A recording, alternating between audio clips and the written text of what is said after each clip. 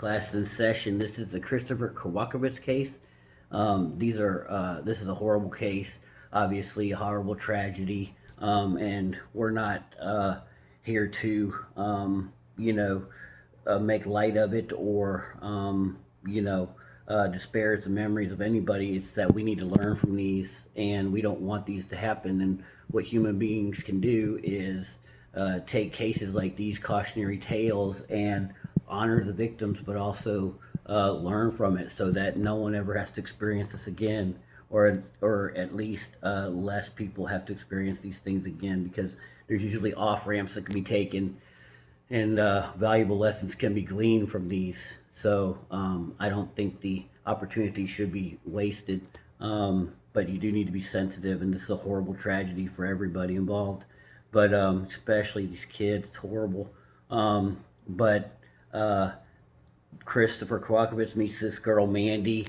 She's younger than him. She looks vibrant. She looks sexy. He's obviously a handsome guy. But meeting a young, hot girl, is kind of a man's, target, and he likes young, hot, tight, and he's got it right there. So his, mating strategy is going to be, bang the young, hot, tight girl, right? And everybody's got their agenda. Mandy's, who knows, but, we can surmise is she's going to use her most powerful agency, her young, hot tightness to, get with this older dude, and maybe she wanted to start a family. A lot of times that's what we see. And so women can be performative, and it's not like she has this devious plan. It's just that she knows, okay, I've got this, agency that I'm going to use to, get what I want. And oftentimes women don't even realize it, but they get what they want, and then they're, they're not happy with the results, right? I'm just saying that happens a lot, right? And that may have been what happened here, but look, we've got a beginning of a nice relationship here, and then things go off the rails. So let's see what happens. By the name Mandy. She was 8 years younger than Chris. In August 2009, the couple married. They had a son in April 2011, followed by 2 more sons. The couple then adopted twin girls before having their 4th son sometime around 2021. The family lived in a 4,100 square foot house on Riverside Trail in Grand Haven, Michigan. In September 2023, Chris took a job as the Vice President of Sales and Marketing for the American Heart Association. Even though this was an executive position, he worked from home. Mandy worked as a substitute teacher and was pursuing a master's degree with the hope of advancing her career in education. In July 2026, Chris found himself out of a job. It appeared as though this was unexpected. One family member would later tell the media that Chris had been fired. Now moving to the timeline of the crime. On Friday, July 24, 2026, at about 8:30 a.m., someone reported a smoky smell coming from the vicinity of Riverside Trail in Grand Haven, Michigan. Emergency responders investigated, but they could not locate the source of the smoke. At 11:42 a.m., additional callers reported smoke coming from the Kowakowicz family house. When firefighters entered the house, they found 47-year-old Chris and his 39-year-old wife Mandy dead from gunshot wounds. All 6 of their children had also been shot to death. The 4 sons were 15, 12, 11, and 5 years old. The twin daughters were 11 years old. The bodies of the children were found in their bedrooms. There was no evidence of a struggle. The family dogs and at least 1 cat died in the fire. The investigation revealed that Chris had used a pistol registered to him to kill his wife and his 6 children. He was the only family member who fired the pistol. After Chris set fires in multiple rooms of the house, he brought an end to his own life. The police believe the murders took place either late on Thursday, July 23, or early on Friday, July 24. There was seemingly no way to predict this crime. Chris had no criminal history, and the police had never been called to his house. At the time I am making this video, the investigation into the motive continues. Now moving to my analysis.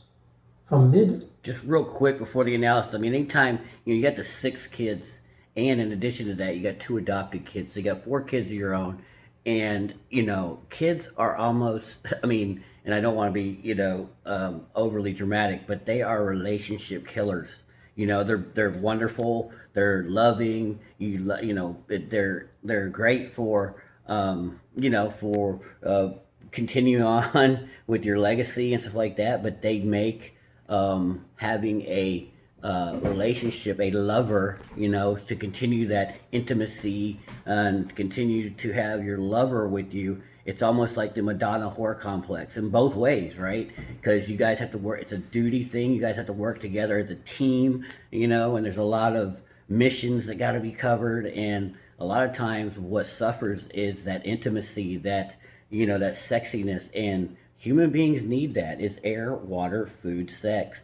And oftentimes that's not realized, or if that's not a goal of one of the partners, then if intimacy is being suffered, it's a relationship killer. And at the anchor of every relationship is sexuality. I know people, it's not all about sex. It absolutely is. Because and I always say, when people try to argue that, I'm like, what is the first thing you notice when a relationship is dying? You're not having sex anymore. You can mark my words. You can take that to the bank. You don't need a PhD. You don't need a psychology degree. When in every one of my relationships that has ended, it's never been like, oh, we were banging like crazy right when the relationship. No, that suffers because that's a way to experience a partner. That's a way to show love for a partner. That's a way to show you desire your partner. And intimacy is that glue that keeps y'all together. And when you have kids like this and these kind of responsibilities, it's a relationship killer. And a lot of times, especially the adopted kids, that's even an extra hurdle because you take on, and I know a lot of times that's a woman's idea. Every time I've seen it numerous times, and it's always a woman's idea. And she tells the man, he tries to be, accommodating and do what she wants, and they adopt kids, and that's a relationship killer too because it adds an extra dynamic. Raising your own kids is hard enough, but raising kids that are adopted that aren't your biology, that aren't your DNA, there's something to that. And a lot of times they come from some rougher situations and some, and I hate to say it, in some rougher DNA sets, right? And so that becomes even more of a hurdle. And several women I've talked to in the past, they regretted their decision to adopt. They thought it was going to be something different. That's because they led with their emotions and feelings. So anyway, that's just something that I noticed. So I'm sure intimacy was suffering. 2023 to late 2024, Mandy made about 200 posts and comments on Reddit under the username MandyK1179.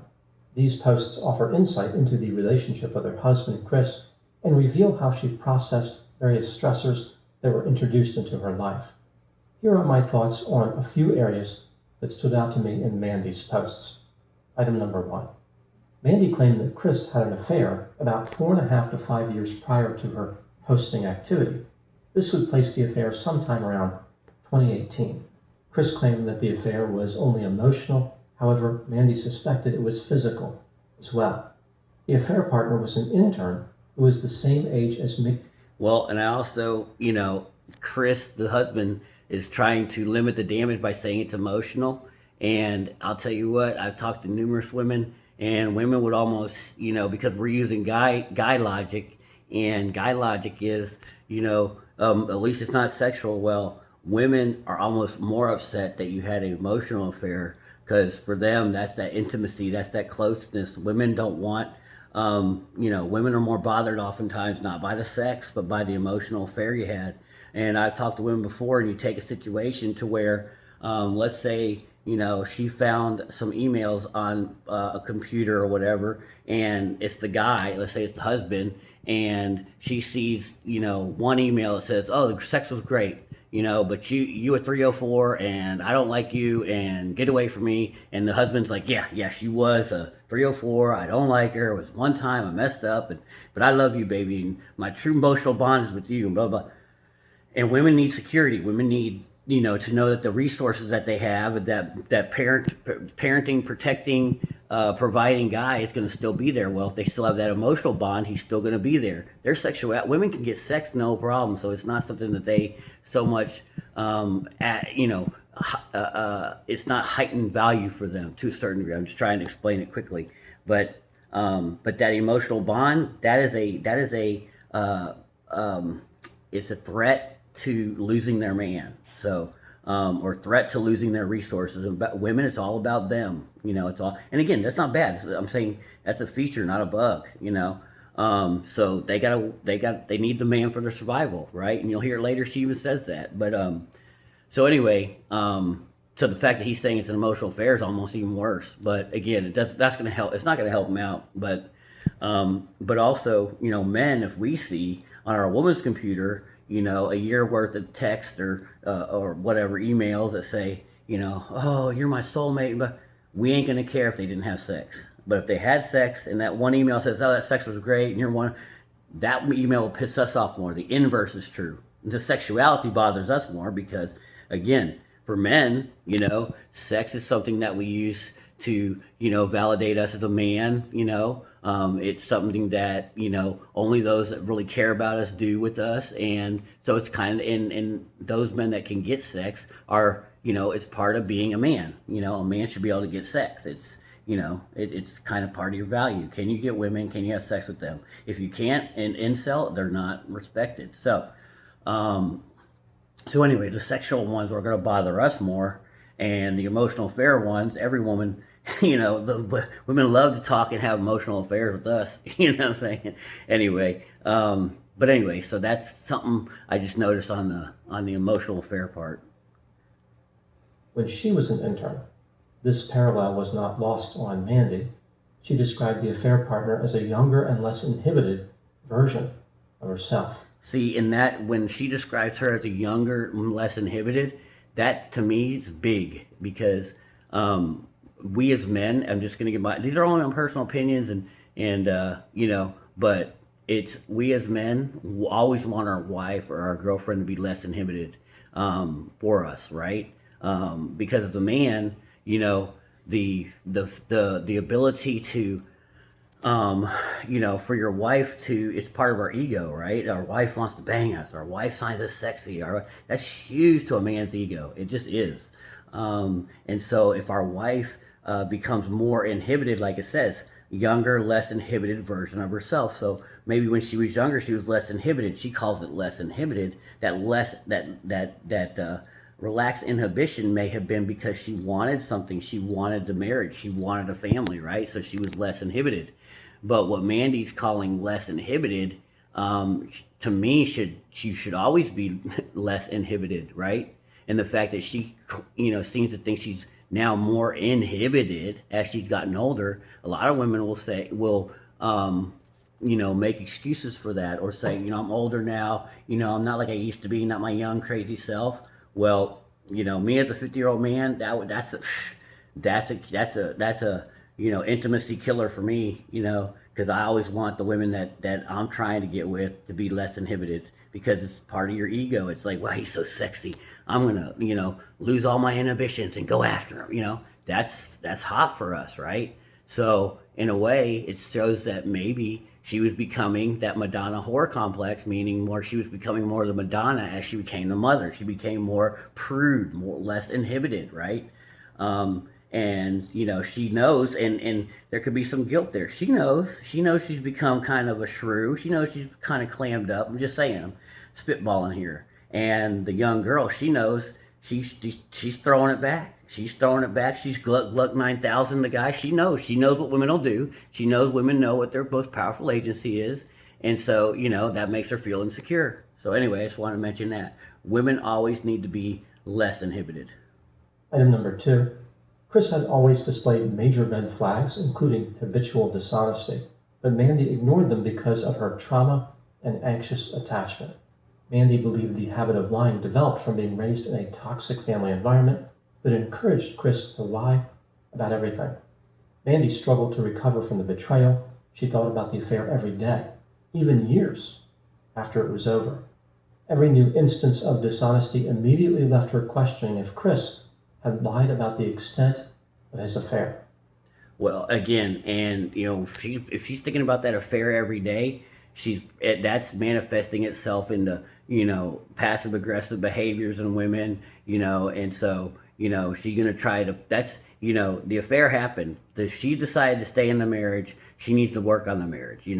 If she's gonna continue to be that way, then Chris would have to end it. I'm just saying. That becomes her fault. It's not your fault anymore after it's been revealed, after you've been busted, after at that point, she's got to deal with it. You know what I'm saying? If she decides to stick and stay, then, she's got to get over it, because any manifestations of bad behavior on her part then become her fault. It's not your job to manage someone else's feelings daily because you made a mistake, 10 years ago or 5 years. That's not your job. They got to get over on their own because, especially as a woman, you're not going to be able to control her feelings from day to day. And you'd be walking on eggshells if that happened. And the dishonesty part, and this is from her words, right? Because I know he's getting this from like a Reddit post. We're just spitballing here. But, the dishonesty part, a lot of times, guys, she's made, my anxious attachment and his family. But a lot of times, guys are dishonest, because they're afraid of the woman's response. If the woman's giving these, just if he's gonna feel like, if he feels like he can't be honest, what's her behavior when he is honest? You know what I'm saying? A lot of times, look at your own behavior when someone is honest with you. If you're gonna go off the handle, if you're gonna, lambaste the guy and come at him hardcore, then men will lie, or anybody will lie, right? Sometimes it's how you respond to someone because for whatever reason they don't feel like they can be honest around you. You know what I'm saying? And it's not necessarily his own personal flaw. It's how you respond to his honesty. You can't want someone to be honest and then go off the deep end when they are honest. Then someone's not going to feel safe around you, and that seems like how Chris was. He didn't feel safe to tell the truth around her. So it was easier or better for him to lie to save his own butt, And people will do that, at man or woman. Did not understand that his dishonesty in one area undermined his credibility everywhere. After one incident where Mandy caught Chris lying, she insisted that he return to individual mental health counseling. See, right there, she's trying to punish him, Again, sometimes you have the wrong discussions. She doesn't realize that, hey, it could be she's saying he needs to return to mental health counseling. Well, what about her? And what about her responses to him? Again, if he can't feel safe telling the truth around her, it might not be his own personal flaw, but see who she's putting it on, right? So, he's made to feel like the damaged one, so. In addition, the couple attempted marriage counseling for the first time. Mandy felt as though her situation was confusing because their day-to-day lives were truly good. She described her life as a Hallmark movie. Yeah, but that's an image and that's an image controller, right? Yeah, your life looks like a Hallmark movie, but from what she's saying and all the feelings she's having, thinking about this affair from day to day, a Hallmark movie doesn't think about the affair from day to day. Yeah, you had the house, you had the children, you had everybody, the white picket fence and the 2-car garage, 2 cars and in a driveway, and kids dressed nicely. And yeah, image-wise, from a Facebook post or an Instagram post, you guys look like a wonderful family. But behind closed doors, look at all the turmoil that's going on. So, in essence, she likes the image of her family, but deep down inside, they're having major marriage strife. Number 3, Mandy decided to stay in the marriage after the affair because of the 6 children. To her, the idea of leaving was insanely terrifying. Mandy repeated to herself that she loved her children more than she hated her husband. She faked it until the family reached a better place. And this is a relationship killer.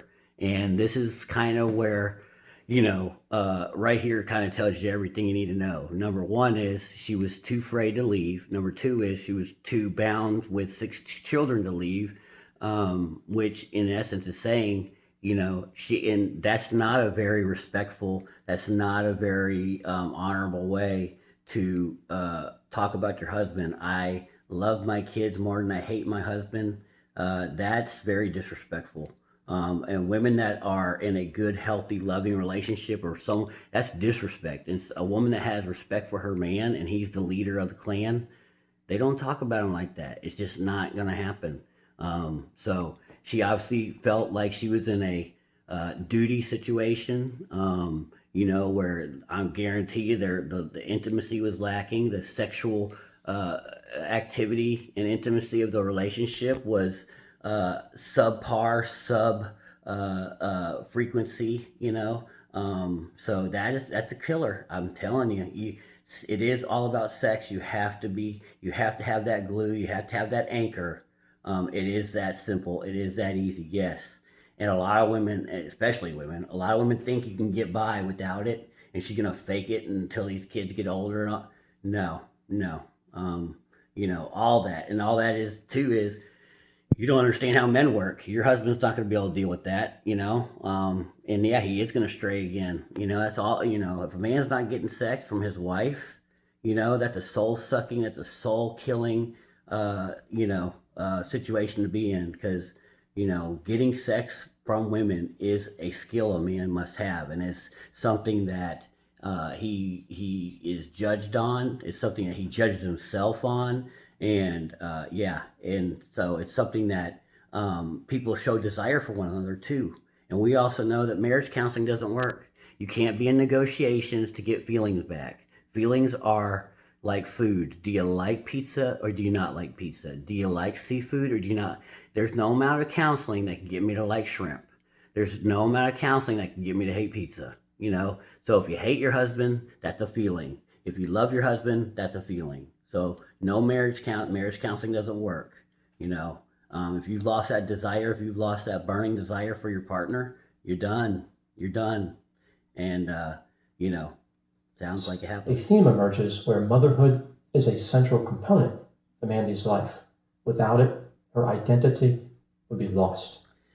And see that's an issue too. She's identifying herself with motherhood, which is great and all, and it sounds, especially for women that are reputation controllers and image managers, yeah, she sounds like a wonderful endeavor. But for men, we want our wives to be our lovers, and if she's not our lover, if you're choosing to be a mother, that, but again, Madonna whore complex, right? We want our woman to be we want her to be our whore. We don't want her to be a mother. We don't. I mean, and again, it's if she's identifying as a mother, mothers don't tend. Again, this is just in an academic kind of sense is, that's not the sexy, sultry, seductive person that a man would like in his life, right? He obviously needs a mother, but at the same time, he wants his wife to be his lover too.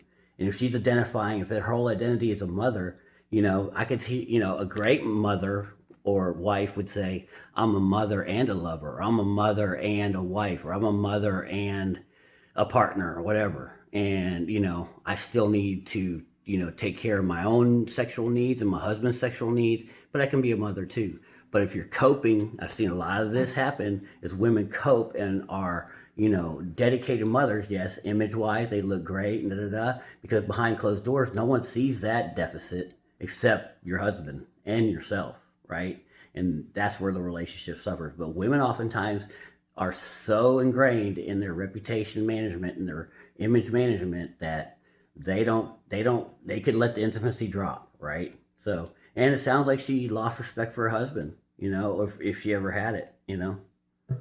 Mandy believed that her husband's affair reenacted their own romance origin story, which was uniquely humiliating. Initially, she responded to the infidelity by trying to improve her physical appearance. For example, she lost weight, purchased new clothing, obtained hair extensions, and received.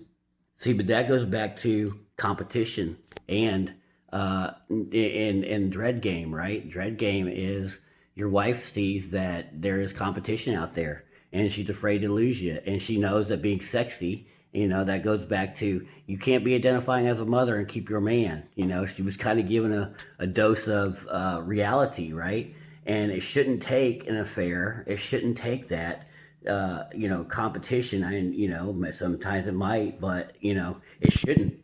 You know, we all have a burden of performance in a relationship. We all can't slack off, you know. Well, I'm in a marriage now and I can get really fat and I can get really lazy and become a mom and my husband will still see me as sexy and or doesn't have to see me as sexy but can love me as a mom. No, no, no, no, no. You know, you need him as a lover, he needs you as a lover. Otherwise, y'all don't need to be together. Go be a mom by yourself, right? But, it shouldn't have taken that for her to lose weight. It shouldn't have taken that for her to get new clothes. It shouldn't have taken that for her to get hair extensions. That should be happening every day. And too often, especially now, with all the obesity crisis that we're in, and a lot of it is married women and men, um, this slack off, this lack of burden of performance for each other, this lack of, because our puritanical society, because our, linking sex with morality, which doesn't, it's not even a thing, sex is not moral. It is an act that we do. So, because we kind of shun it to a certain degree, we don't feel like, oh, well, it's not that important. No, your hair extensions, your new clothes, she lost some weight. No, that should be happening daily for men and women. We can't just, whatever we were doing in the beginning of the relationship, just like I talked about earlier, less inhibition. Well, you need to be performing in your looks as well. And she's behind the eight ball doing this stuff, Oh, I need to get, because he was having an affair. No, you already were slacking. So that tells me that, he was already suffering your lack of, performance in your attraction, Treatments. Over time, Mandy concluded that those changes failed to repair the emotional injury. She reframed the betrayal as evidence of her husband's deficiency rather than her own. Mandy increased her level of confidence, which made Chris... Exactly. Well, if she had to lose weight, if she had to get better clothes, if she had to get hair extensions, she's putting all the affair on him. And a lot of times, I'll hear I'll hear women say, well, I divorced my husband because he cheated on me. Well, but what they don't add is they were sleeping in separate beds. She hadn't had sex with them in 6 months.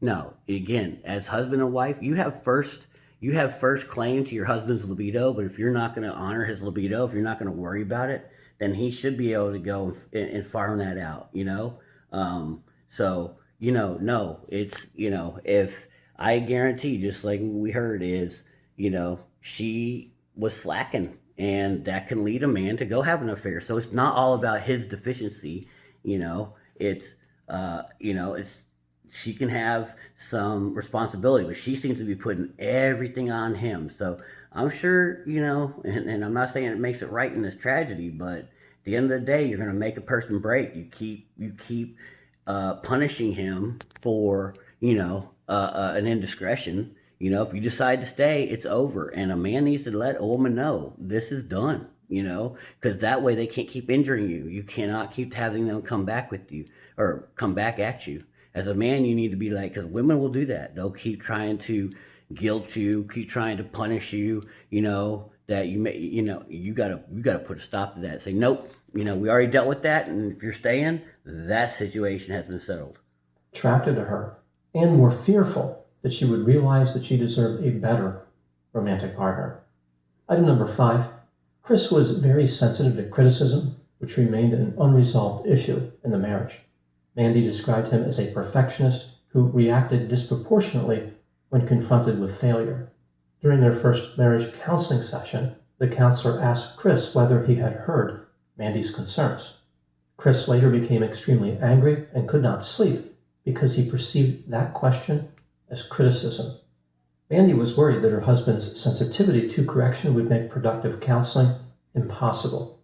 His reactions to being corrected were so overblown, they often overshadowed the original concern. Item number 6. In one way... Well, what women often say, she's saying he can't take criticism, but yeah, we don't like criticism from our wife. You're especially as a man, because a woman can make your day by saying you did a good job, but she can ruin your day by constantly nagging at you. Men do not like to be nagged at, and so it sounds like, once again, she's putting it all on him. He can't take criticism. Well, maybe he shouldn't have had to. Maybe you're not giving it to, criticism from your partner. Women love to nag the men, you know what I'm saying? But if she respects him and sees him as her leader, and really loves him and he's King Daddy, that criticism won't be coming like that. So yeah, I mean, men are going to have a problem with that. It's not a personal flaw. It's that men in general don't like that from their loving partner. It hurts their ego.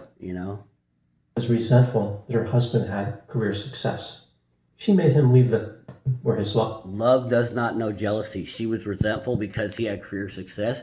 That's her own. Again, that's her own insecurities. That she seems to be putting a lot on him. She seems to be putting a lot of her own problems. She's projecting onto him. So and that's about. I've known the women that I've loved in my life. There's been no competition because love doesn't know competition. You just want your partner to do better. The fact that she is concerned that he's having more success than her lets me know that their relationship is more transactional and lacks a little bit of love there. Despite she made him leave the company. She made him leave the company. No, see, that also shows again too much. Yeah. So see, he should not make that concession. No, he does. That's a big one right there. Who's leading that relationship? Again, that's a punishment. You're gonna lead. So I'm sure he was done with dealing with her. You know what I'm saying? Now again, it doesn't make it right. He should have told her. He should have stood up to her. That's lack of respect. You making him leave the company? No. I don't think so. If you can't deal with this, you can walk out. I'm staying at this company. If you can't deal with it, you can go ahead and hit the door. But that's not his responsibility that she can't deal with that. No, absolutely not. So that's an overbearing wife. That's an overbearing partner. So that's her own problem. That's her own inability to deal with the situation of the affair. So she claims, I'm going to stick with the relationship, right? But then I'm going to make his life a living hell, And no woman should run you like that. You got to leave it. If you want to leave the job, then you can leave the job. But she don't make you leave nothing. Professionally, Andy felt as though this was unfair because she remained depressed as he experienced success. Exactly. She wants to punish him and make him feel the same depression she does, and that's a disrespectful, lack of love for your partner way to be living. No. Hired from a company and remained unemployed for 6 months. He found another job, but it was less satisfying, and he lost that job 9 months later. Mandy indicated that her husband's ego finally broke. Yeah, that'll help. Yeah, it will.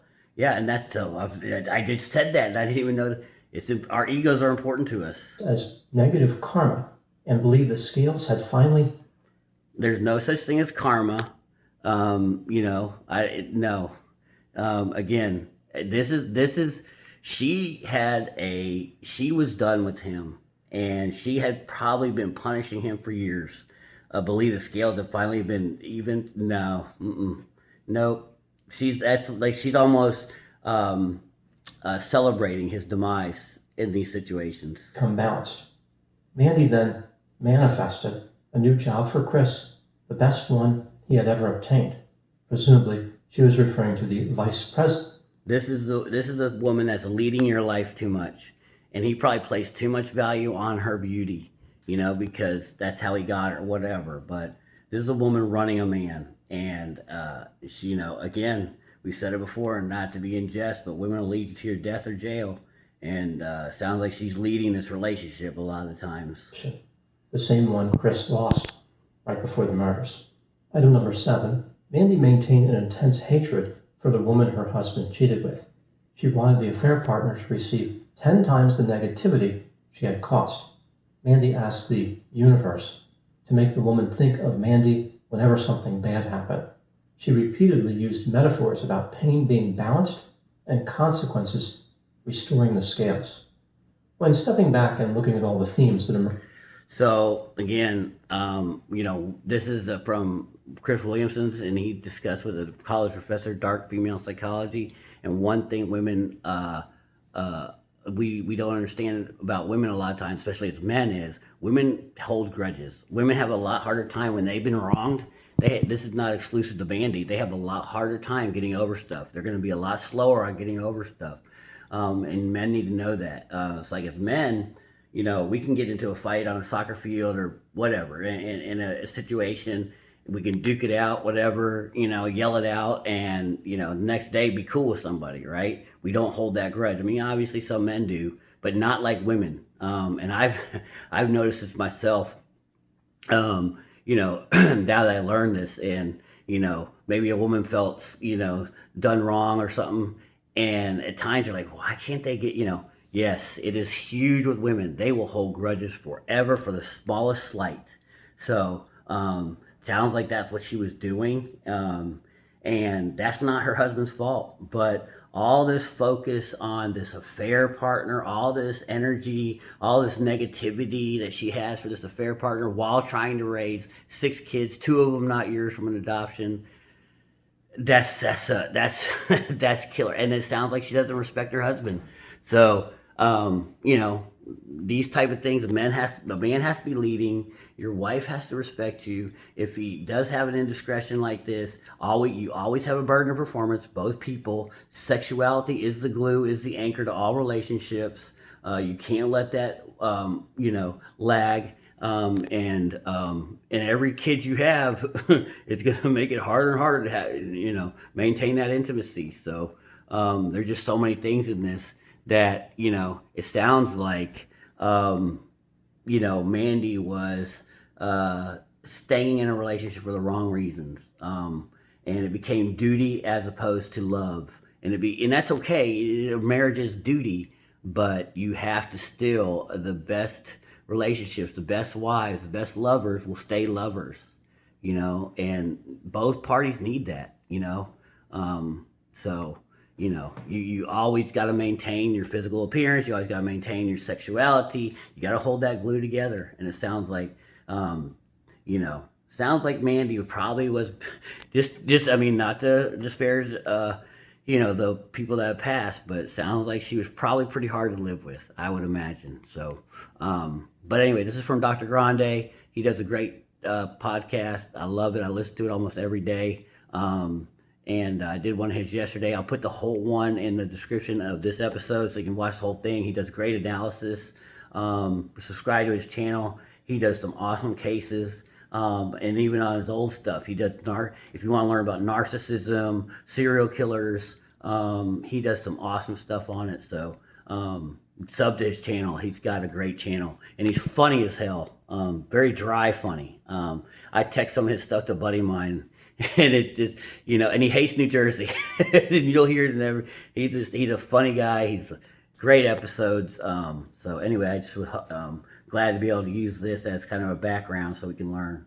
Anyway, that's about it. We'll take you on the next one.